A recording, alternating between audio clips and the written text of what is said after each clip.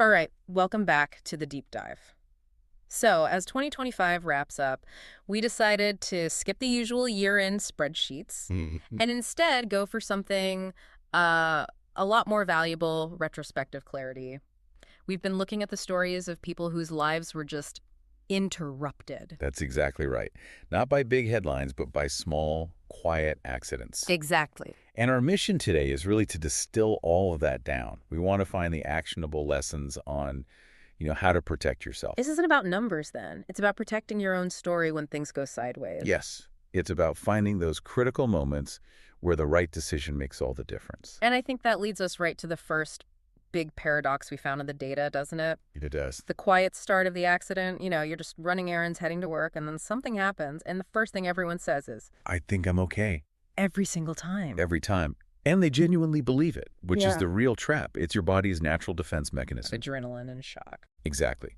They are doing their job, masking the seriousness of what just happened. The real pain, the stiffness, the headaches. All of that shows up later, February. way later. And by then, the critical decisions have already been made or missed. The data showed something like 85% of opportunities to gather good information are just lost And they're lost in the first 6 hours. within the first 6 hours, Yeah.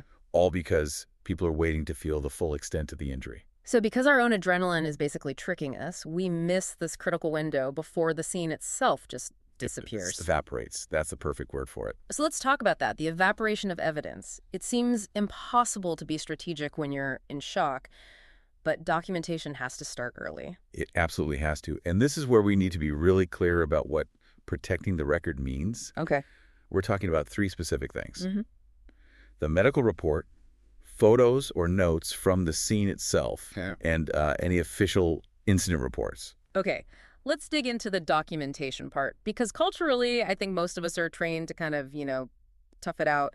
We wait for severe symptoms before we see a doctor. Right, which is the opposite of what you should do here. Yeah. You have to act before things get cleaned up or fixed. So what does that look like? In that first hour, what's actually effective? You need to focus on context, not just the injury.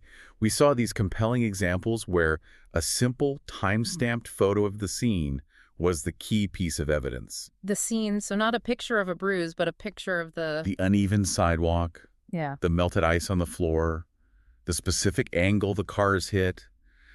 A photo with GPS data protects that moment because memory fades much faster than anyone thinks. That makes total sense. Yeah. But then, of course, the pain does hit. And with it comes this whole other wave, the mental side of it. Information overload. Yes, the questions, the insurance calls, they come so fast and they create all this pressure to have answers before you've even had a chance to think. And that pressure is exactly what leads to preventable mistakes. Yeah. It's actually counterintuitive what we found. How so? Well, people who reported the incident to the other party's insurance adjuster too quickly, say within 48 hours, Okay.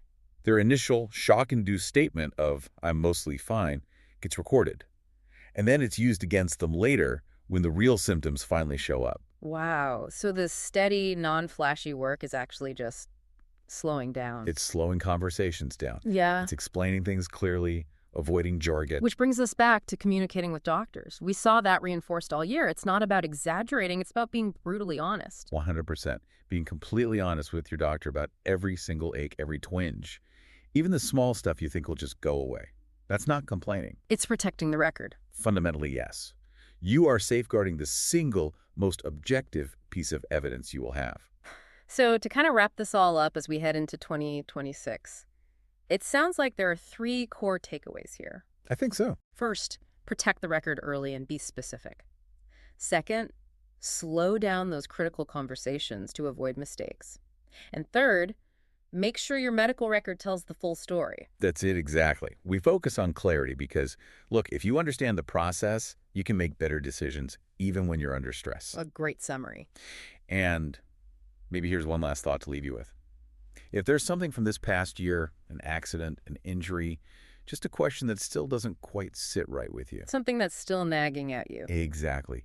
Don't just let that uncertainty linger. Sometimes all it takes is one short, specific conversation to finally bring that clarity into focus. You don't have to carry that alone.